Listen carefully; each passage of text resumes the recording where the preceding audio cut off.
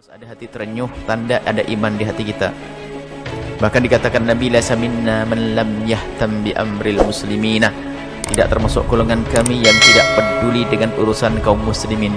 Kalau sudah atas nama Islam sudah tidak ada batas, bukan suku, bukan negara, semuanya atas asalkan dia seorang muslim adalah saudara kita. Dan kita harus merasa sedih, la yu'minu ahadukum hatta yuhibbu akhihi ma yuhibbu li nafsihi. Tidak sempurna imanmu dan tidak benar imanmu kalau engkau belum mencintai untuk saudaramu seperti engkau mencintai untuk dirimu sendiri. Artinya apa? Senangnya saudaramu menjadikan dirimu senang, sedih saudaramu menjadikan dirimu sedih. Ini yang pertama dan utama. Bukan Anda mengangkat pedang dulu, mengangkat pedang saja apa? Ada pembohong pada zaman Nabi mengangkat pedang. Apalagi apalagi di zaman ini ada zaman viral. Tidak perlu Anda punya kelompok langsung menyuarakan jihad entar dulu. Ini jihad karena Allah atau karena hawa nafsumu?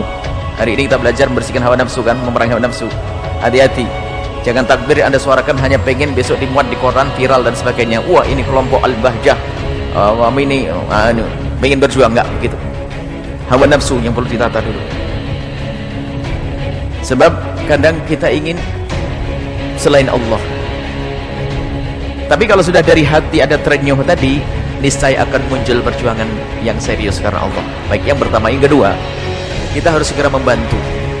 Bantuan yang terdekat yang paling mudah ada diajarkan oleh baginda Nabi adalah melakukan sholat, melakukan kunut nazilah. Kesepakatan para ulama nggak ada beda. Kunut nazilah adalah membaca kunut setelah rakaat terakhir dalam sholat, khususnya sholat fardu.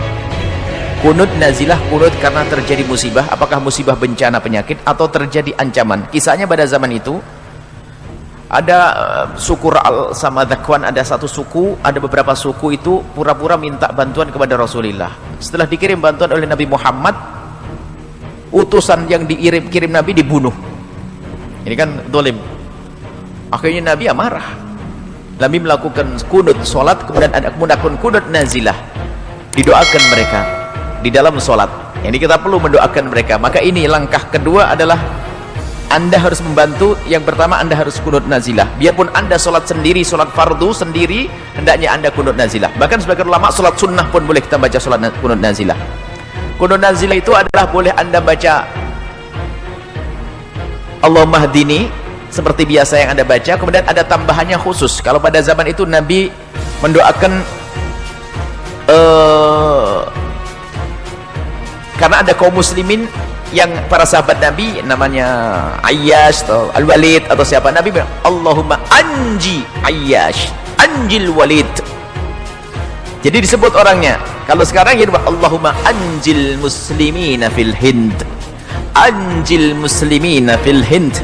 Ya Allah, selamatkan kaum muslimin yang di Hind. Kemudian dan washdud wat atak. Allahumma ya Allah usdud wat atak.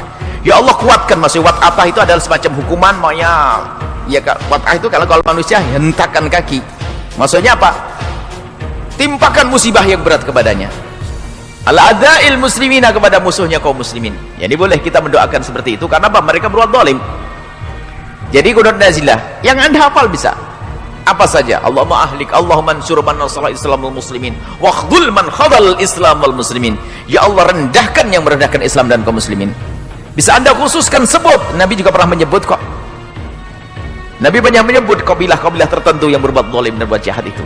Jadi yang kedua yang pertama adalah Anda menolong mereka dengan doa dalam kunut nazilah. Enggak ada khilaf di antara madhab.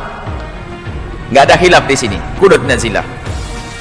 Yang ingin doa kunut nazilah, Anda bisa mengambil di tim Al-Bahjah, sudah ada kunut nazilah. Hari ini kita tambah untuk mendoakan kaum muslimin yang ada di India. Boleh nanti kunut nazilah. Kalau nggak hafal, baca juga sah. Yang penting jangan banyak gerakan banyak. Amalkan ini semuanya untuk menghidupkan hati kita dulu. Baru setelah itu kalau Anda bisa membantu secara zahir, Anda lakukan. Bantuan zahir tidak ada artinya kecuali batin Anda sudah tergerak. Kalau seandainya dibuka untuk membantu mereka, nggak akan berangkat kalau hatinya belum benar. Hanya pura-pura berani aja, saya akan ke sana karena negara nggak bakal belum nggak akan membuka. Wah, mau berani perang lah, bohongan. Jangan dibuka beneran, tidur lari, jangan-jangan kau. Hati dulu, baru nanti setelah itu bantuan secara zahir. Kalau materi kita kirim.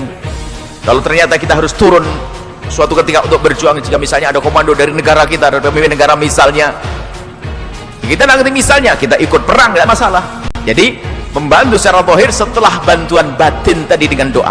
Doa paling penting, karena itu menghidupkan hati kita. Kalau sudah hati hidup, zahir sangat mudah untuk dihadirkan. Kemudian setelah itu yang ketiga ya, di situ adalah undang-undang anti-Islam. Kemudian kaum muslimin didolimi. Kalau kita melihat hal semacam ini, hendaknya kita belajar juga bahwasanya umat Islam harus bersatu. Sebab kalau anda tidak bersatu, didolimi, lihat, tidak banyak yang membantu anda. Yang membantu hanya kaum muslimin dan sebagian orang-orang non-muslim yang diberi kesadaran oleh Allah.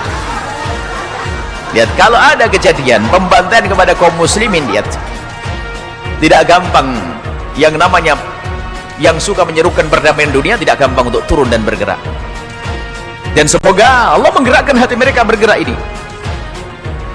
Tapi memang umat Islam harus seperti itu. Umat Islam harus kita belajar mandiri. Persatuan yang harus kita galakkan, persatuan umat kita. Yang terjadi di India bisa terjadi di mana saja, karena musibah bisa saja ditimpakan di mana saja. Semoga Allah menjauhkan negeri kita dari musibah. Maka yang terpenting kita jaga-jaga. Hari ini kita harus menguatkan persatuan di antara kaum muslimin. Jangan mau diadu domba, bermusuhan dan sebagainya. Kalau sudah terjalin persatuan di antara kita, membantu mereka pun gampang, dan dalam diri kita pun gak akan mudah diganggu oleh siapapun.